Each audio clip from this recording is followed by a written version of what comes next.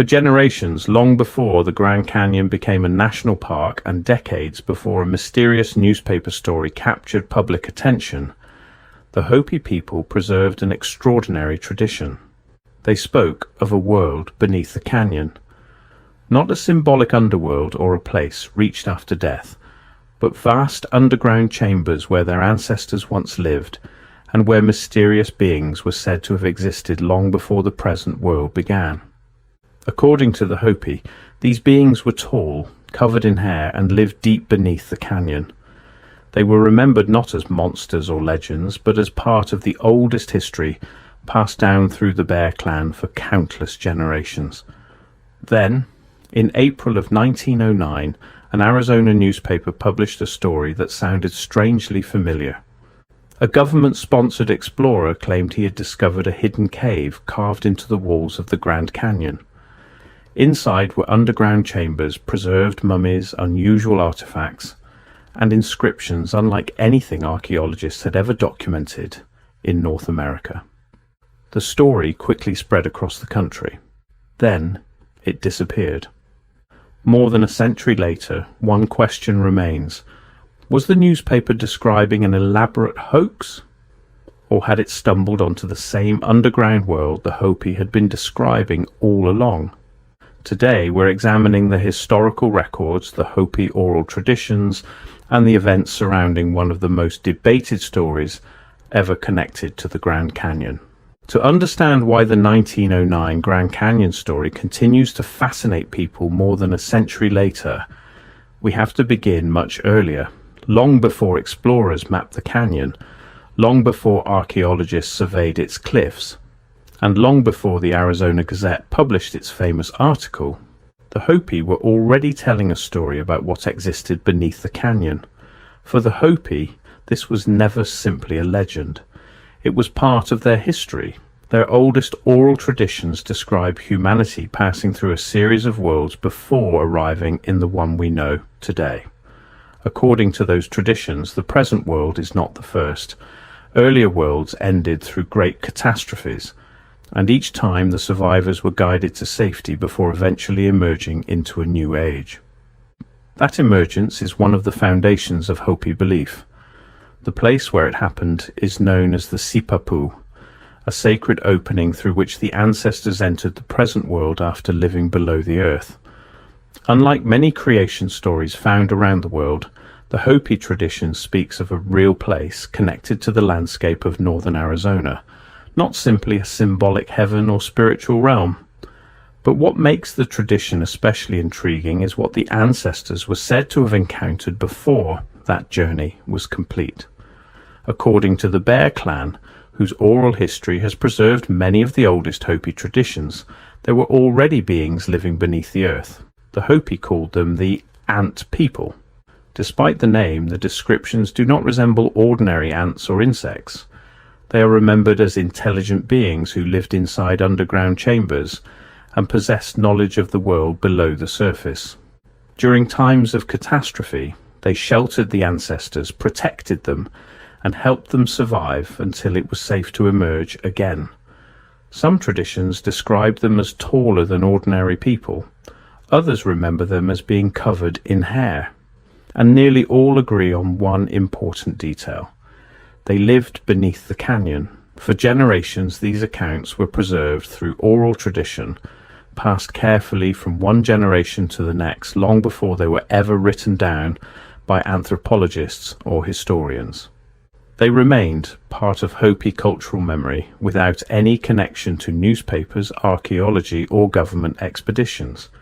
Then, in the spring of 1909, a newspaper published a story that sounded uncannily familiar.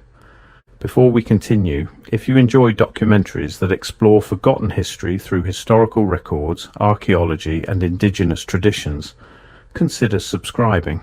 It helps the channel and allows me to keep researching stories like this. Because the report published in Arizona that year didn't just describe an ordinary cave. It described an underground world that seemed strangely similar to one the Hopi had been talking about for generations. On the morning of April 5th, 1909, Readers of the Arizona Gazette opened their newspaper to what would become one of the most controversial stories ever connected to the Grand Canyon. The headline described an extraordinary archaeological discovery. According to the article, a man named G.E. Kincaid, who identified himself as an explorer working on a government-sponsored expedition associated with the Smithsonian Institution, had discovered a hidden cave carved high into the walls of the Grand Canyon. The entrance, the newspaper reported, could only be reached by boat along the Colorado River because it sat hundreds of feet above the waterline on an almost vertical cliff face. What caught people's attention wasn't simply the location. It was what Kincaid claimed to have found inside. The article described a massive underground complex extending deep into the rock. A long central passage reportedly stretched for more than 1,000 feet, with dozens of chambers branching off in every direction. Some rooms were said to contain carefully stored grain that had somehow remained preserved. Others held pottery, copper tools, weapons, and carved objects, unlike anything archaeologists had associated with the ancient cultures of the American Southwest. Then the report became even stranger. Kincaid described discovering several mummies seated rather than laid flat, carefully wrapped and preserved inside the chambers. Nearby were statues and carved figures that, according to the article, appeared to resemble artistic styles more commonly associated with Egypt or Asia than with prehistoric North America.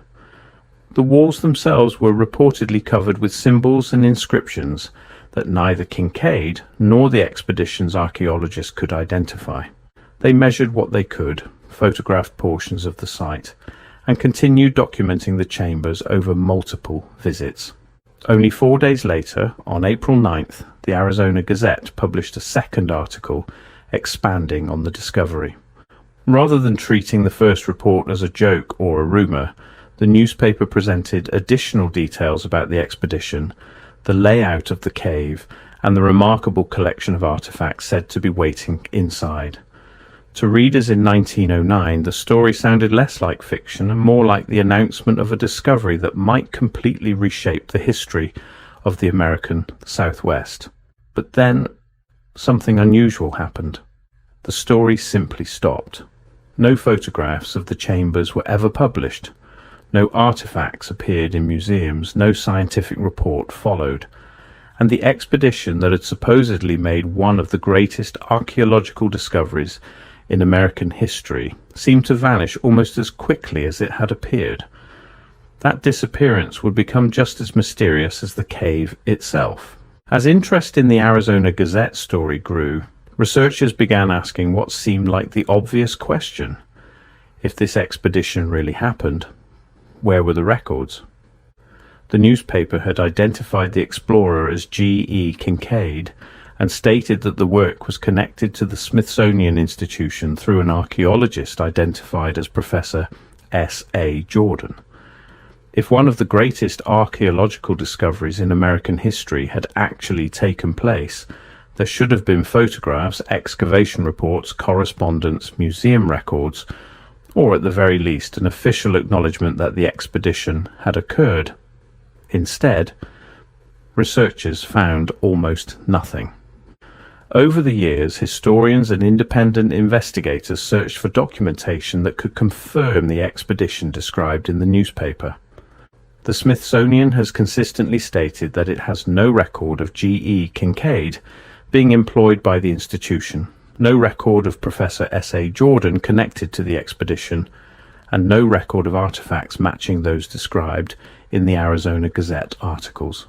For many historians, that was enough to dismiss the story as nothing more than an elaborate newspaper fabrication. But others argued that the situation was not quite so simple. The newspaper itself was real. The April 5th and April 9th editions unquestionably existed, and researchers have verified that both articles were genuinely published in 1909. The mystery was never whether the newspaper printed the story. The mystery was whether the events described in those articles actually occurred. That distinction is important. During the late 19th and early 20th centuries, newspapers occasionally published sensational stories alongside ordinary reporting. At the same time, legitimate archaeological discoveries were also being announced through newspapers before formal scientific papers appeared. Simply appearing in print did not automatically prove a discovery, but neither did it automatically disprove one. Then researchers noticed another detail.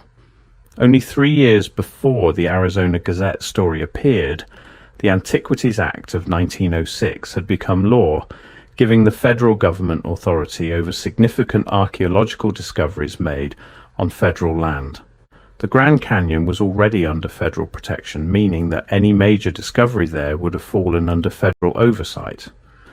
The Smithsonian frequently worked with government agencies on archaeological investigations during this period, making the newspaper's reference understandable within the historical context, even though no expedition records have been publicly confirmed. Decades later, researchers continued looking for additional clues.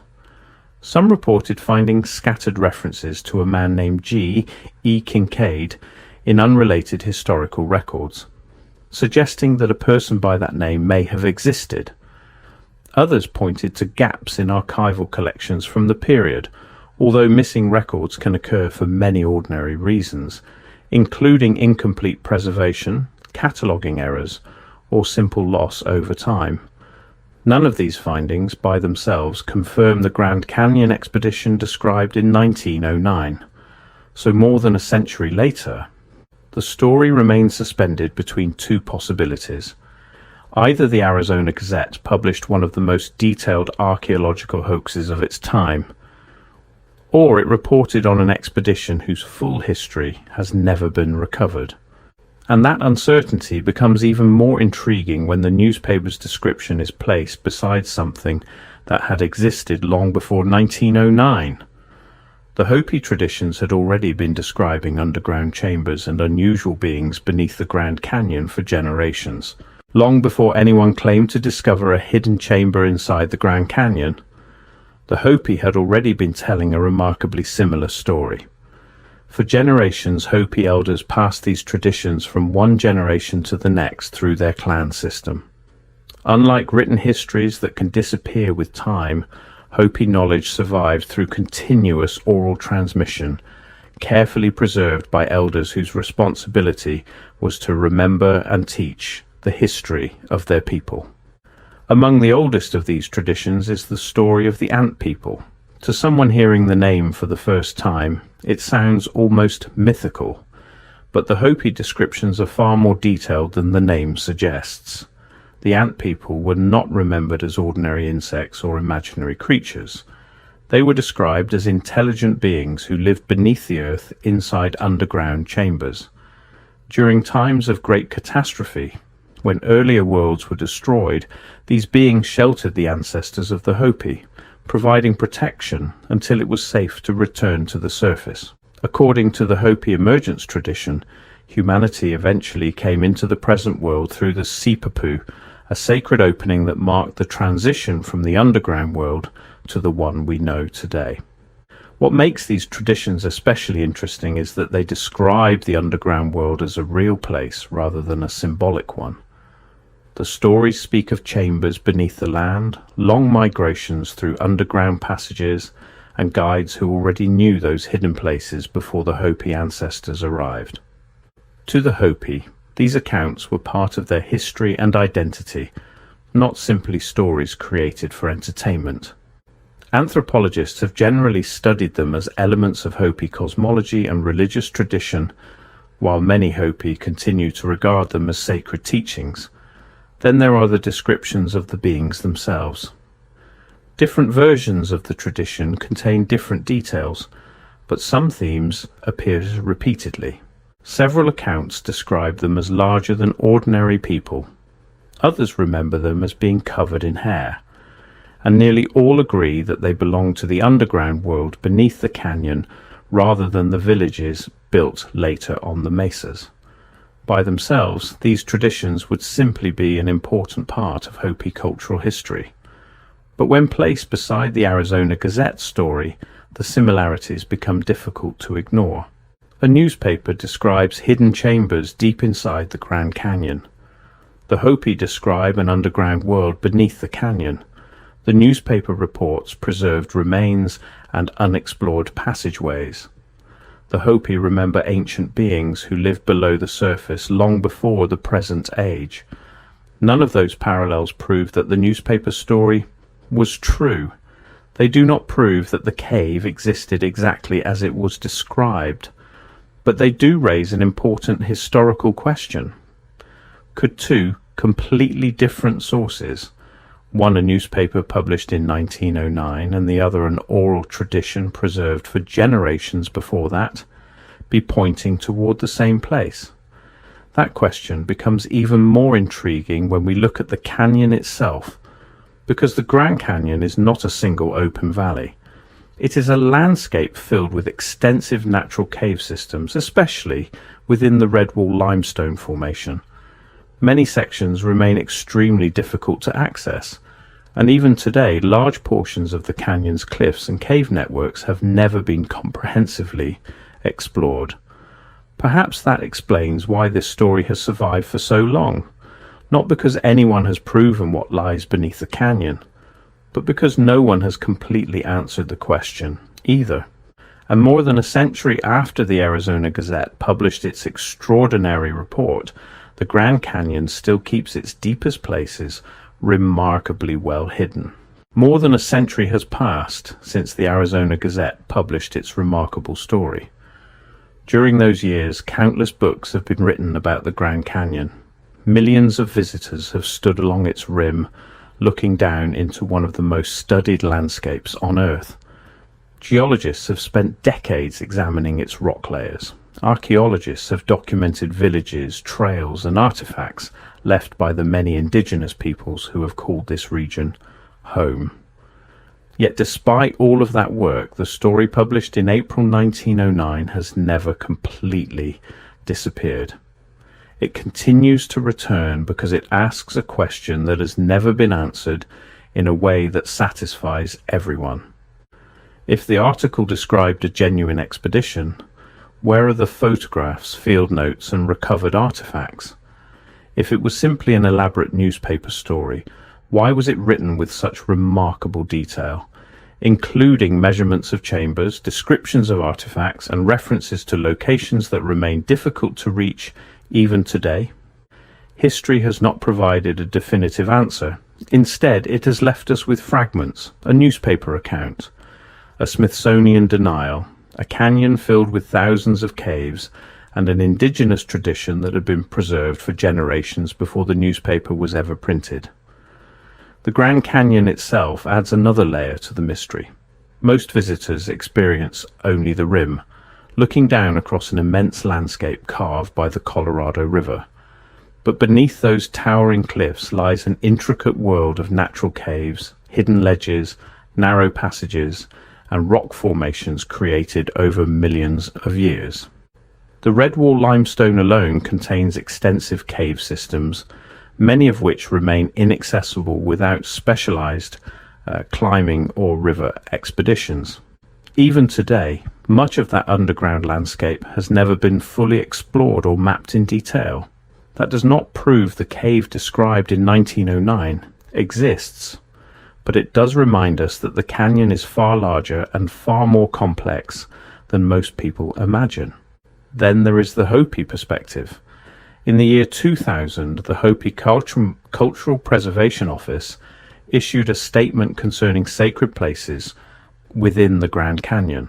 Rather than encouraging further exploration, the statement emphasized that certain locations inside the canyon are spiritually significant and are not appropriate for public investigation. It did not confirm the Arizona Gazette story, nor did it attempt to validate every claim connected to it. Instead, it asked for respect. That distinction matters, because throughout this documentary we have looked at three very different kinds of evidence: a newspaper report, archaeological and geological knowledge about the canyon, and an oral tradition that has been carefully preserved within Hopi culture for generations. Each tells part of the story. None of them by themselves settles the question. History is rarely that simple. Sometimes a discovery answers old questions. Sometimes it creates entirely new ones. The Grand Canyon has done both. It has revealed civilizations, villages, trails, and sacred places that have transformed our understanding of the American Southwest. At the same time, it continues to guard places that remain beyond easy reach. Perhaps one day, new technology, whether high-resolution LiDAR, advanced cave mapping, or future archaeological surveys, will provide evidence that finally settles the mystery raised in 1909. Or perhaps the answer has never been hidden inside the canyon at all. Perhaps it has always existed in the stories of the people who knew this landscape long before newspapers, government surveys, or national parks. The Hopi have never claimed to possess every answer. What they have preserved is a memory of emerging from beneath the earth, a memory of underground chambers, and a memory of unusual beings who were already there when the ancestors began their journey into the present world. Whether those accounts describe literal history, sacred tradition, or a mixture of both is something each generation continues to debate. What cannot be debated is that these traditions have survived for centuries, longer than the newspaper, longer than the modern state of Arizona, and far longer than any investigation into the 1909 expedition. Perhaps that is why the Grand Canyon continues to fascinate us. Not because every mystery has been solved, but because every generation returns to the same cliffs and asks the same question. What, if anything, still lies hidden beneath them? Thank you for watching. If you enjoy documentaries that explore forgotten history through historical records, archaeology, indigenous traditions, and original source material, consider subscribing for more investigations like this.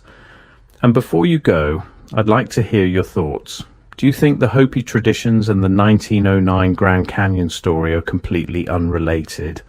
Or could they preserve different memories of the same place? Let me know what you think in the comments, and I'll see you in the next documentary.